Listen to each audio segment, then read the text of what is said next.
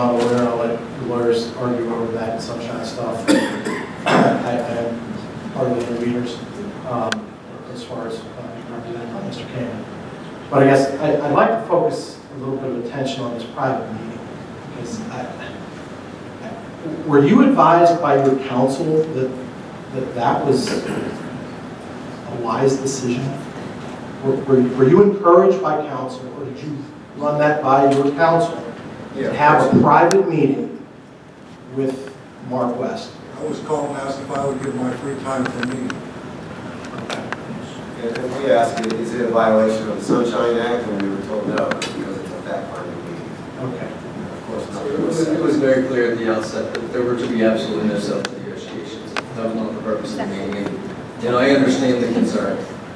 You understand the office, right? We do. You guys meet in a back room with a company that you've been going back and forth in the courts with for how many years, right? And then 3 weeks or 4 weeks later, there's now a settlement or settlement proposal. But that settlement didn't come from us.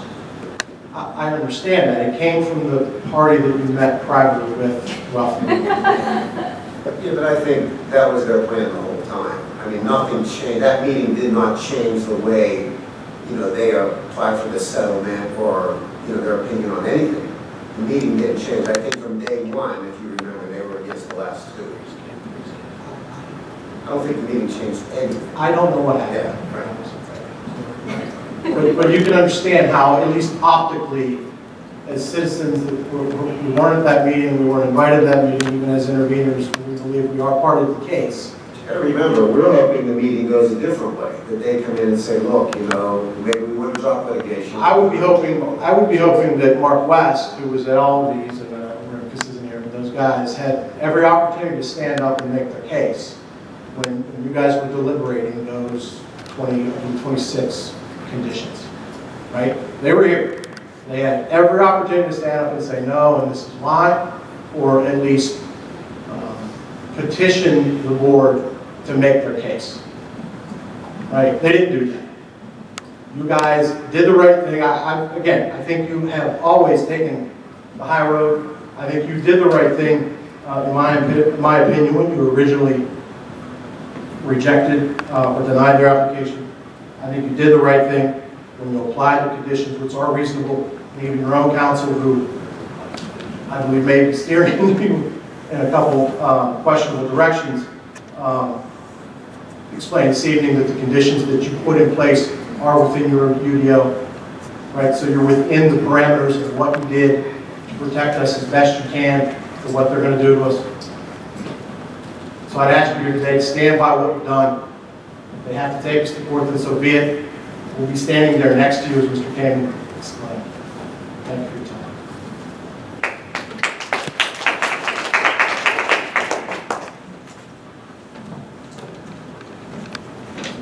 Kathy Helbling, Woodhaven Drive. Some of the questions were already asked, but I just want to clarify because I was not there. So if you don't mind, I just have some simple questions. Who was in attendance in the meeting that occurred?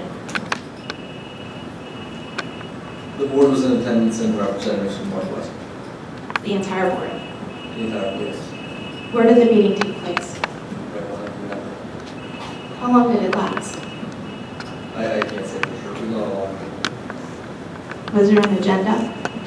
Like an actual agenda? When you go to a meeting and they give you an agenda? There was no agenda. What were the topics discussed? Like I said at the beginning, primarily the permits and requirements for Northwest, the GB5 permit, EPA, DPA requirement, DEP requirement. Are there any meeting minutes? There are no minutes. Like I said, it was an executive session. We announced it when we came in, as required. No negotiations. Are there any recording devices? Audio? None. Video? So there were no verbal agreements. As you said, there were no written agreements. So if there were no verbal and no written, what was the actual purpose of the meeting? It was just fact-finding. Why wasn't the public included? Under the rules, we're allowed bring anyone into an executive session that we deem that we need for whatever purpose we want, for fact-finding purposes. So the public was not included? It was not included. You weren't deemed fit. What was the final outcome of the meeting when it ended and you guys separated? There was no outcome. You just said goodbye and walked away? The fact-finding was complete, we said goodbye and walked away. What facts were discovered? I just discussed the permits that we talked about. That was it. That was it.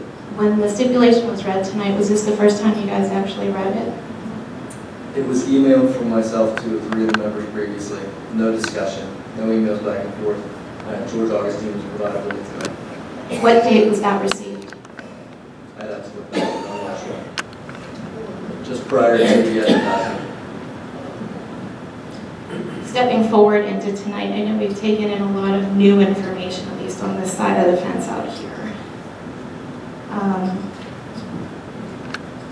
I sat in here in June with you guys. I saw you guys agree to everything, and I'm sitting here tonight and I just want to share personally that when I listened to you guys personally talk up there about the 1 through 24 and then this 25 and 26, and you have this fear of losing 1 through 24 over 25 and 26, one word comes to mind, and I'm sorry. Let me stipulate something. First of all, there's no fear, okay? All I was doing was basically telling you exactly what the possibilities were. A concern. I mean, we're not cowering down behind the table here. No. First of all, we denied Yes. the initial appeal. And I was here for that. Okay. My concern is that one word comes to mind, unfortunately, and it feels like bullying. I spend tons of times in the school, and I just want to share with you guys, please, stay strong. You guys made a decision a few months ago. Stick with it. Thank you.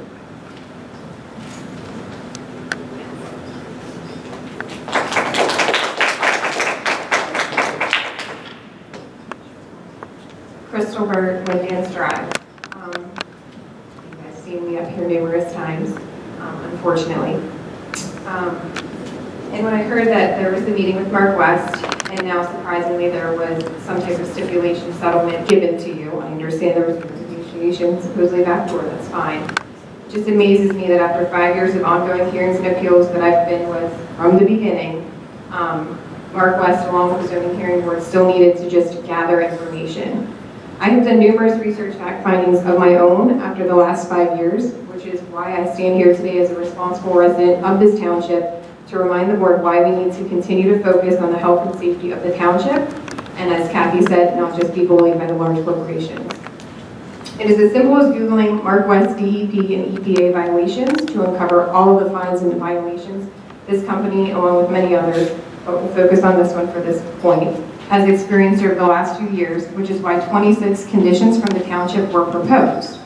According to an article in the Michelle Estelle Drilling News from September 2014, some of the violations that most should be aware of due to its close proximity in Houston, PA, were as follows.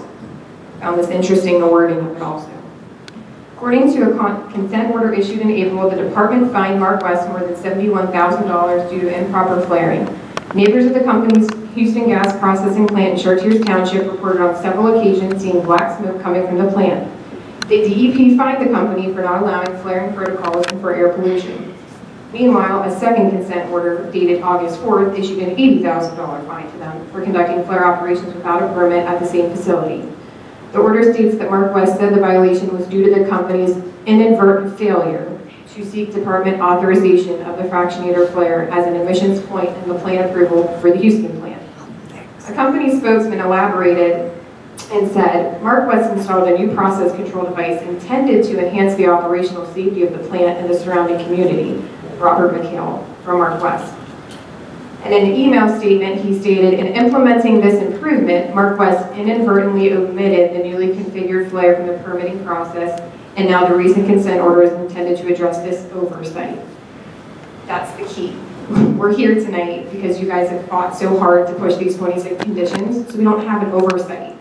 Whether it's going to be a fire, a flaring issue, air pollutants, all of these things to cover this. So we aren't a next, Cecil Township on 980 isn't the next article stating that they missed something, and until they catch it, it's going to keep coming. So this violation is a clear example of why we need to impose the 26 conditions as originally written, since as it states in this article, their inadvertent failure to seek department authorization, or MarkWest inadvertently omitted and intends to address the oversight. I want to remind the board this is just one of the many examples as to why we need to hold these companies accountable, and based on the recent violations even in the area. We need to make sure we are covering all of our bases, including air and water quality, to protect the residents of this township, and not waiting for the DEP and EPA to find them months and years later when the damage has already been done. And all MarkWest has to say is, oops, my bad, we missed that. I guess now we'll fix it. So I continue to support you. You guys have, in my opinion, done a very good job trying to push these 26 conditions. And as a resident of Cecil Township for my entire life, I like to continue to live here and breathe my air safely. Thank you.